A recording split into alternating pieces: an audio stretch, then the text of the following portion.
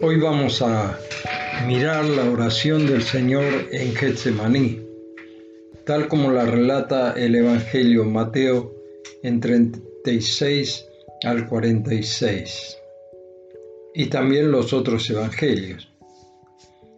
La escena que nos presenta la lectura de hoy es por demás solemne. Pensemos, era de noche. Judas ya estaba en camino con la soldadesca del templo para entregar al Señor. Los discípulos ignoran esto que está pasando. El Señor lo sabía. Seguramente el lugar les era conocido y por lo tanto Judas sabía dónde estaban. En ese lugar había olivares.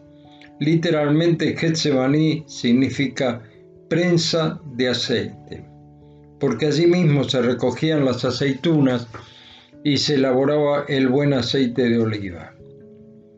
En ese sitio, el Señor llamó aparte, ya bien entrada la noche, elige a los que pertenecían al círculo más íntimo, a Pedro y a los hermanos Jacobo y Juan, hijos de Zebedeo. Los lleva aparte, los deja en un lugar determinado y se aparta de ellos como a un tiro de piedra, dice la Escritura, unos 30 a 50 metros, y allí derrama su corazón al Padre. Fue tan conmovedora la escena que es relatada además por Mateo, Marcos capítulo 14 y Lucas capítulo 22. Remarquemos la escena. Era muy entrada la noche, estaban en un bosque de olivos, un lugar al cual seguramente estaban acostumbrados a pasar la noche cuando venían a Jerusalén. El Señor está muy conmovido, a tal punto que Lucas nos dice que un ángel vino a confortarle porque su sudor, que era como si fueran gotas de sangre, algo que solo sucede en casos muy extraordinarios a personas muy estresadas.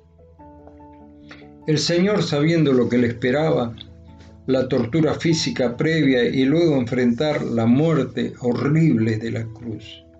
Los historiadores aseguran que los romanos habían perfeccionado la tortura hasta el máximo de sufrimiento para los ajusticiados.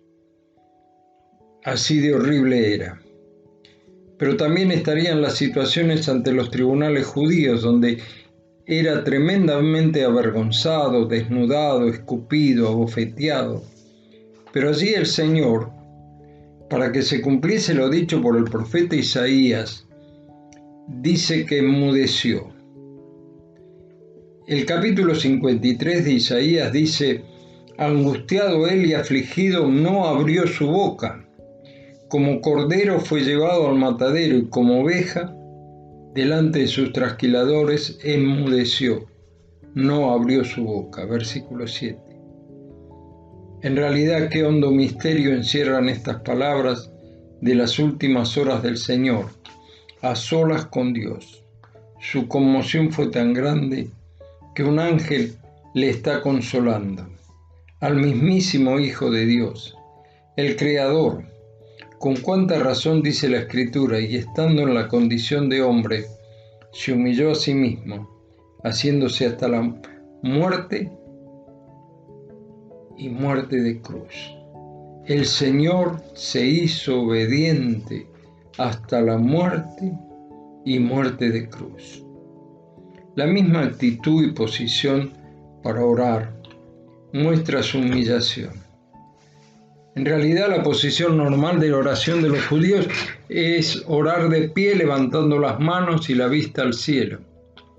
Pero aquí nos dice que el Señor estaba puesto de rodillas, y otros evangelios dice postrándose, la posición más humillada, el cuerpo y la cabeza y las manos hacia adelante tocando el suelo.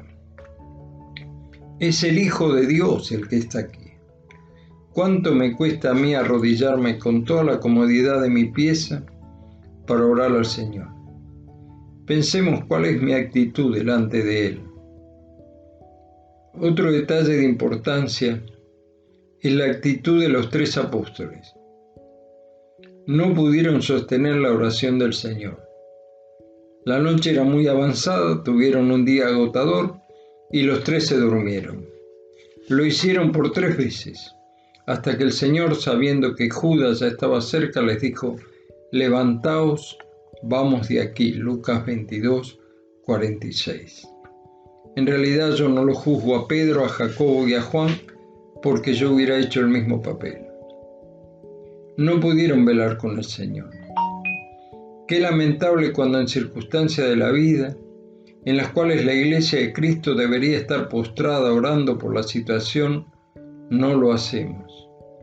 Hoy mismo deberíamos estar clamando por la salvación de las almas preciosas que están siendo llevadas a la eternidad sin Dios, sin Cristo y sin esperanza. Tenemos un mensaje de perdón, de vida eterna, de esperanza, a un mundo desesperado por la muerte que le rodea. Muchos son indiferentes, siguen viviendo como si estuvieran en el mejor de los mundos. Se contagian, entonces se asustan, se enfrentan a la realidad y muchos de ellos pasarán a la eternidad sin esperanza de salvación. ¿Cuál debe ser nuestra actitud? En primer lugar, debo dar gracias al Señor por esta lección que estamos recibiendo, al ver al Señor mismo humillado y orando al Padre. ¿Cuánto más nosotros? Pero también debemos orar para que el Señor nos dé amor para todos nuestros vecinos, conocidos, familiares, que no tienen esta bendita esperanza que en Cristo hay vida eterna para todos los que creen en su nombre. Recordemos, porque de tal manera amó Dios al mundo que ha dado a su Hijo unigénito para que todo aquel que en Él cree no se pierda, mas tenga vida eterna. Que el Señor nos ayude y nos bendiga para que nuestra fe esté puesta en Él y solamente en Él. Será hasta mañana si Dios quiere.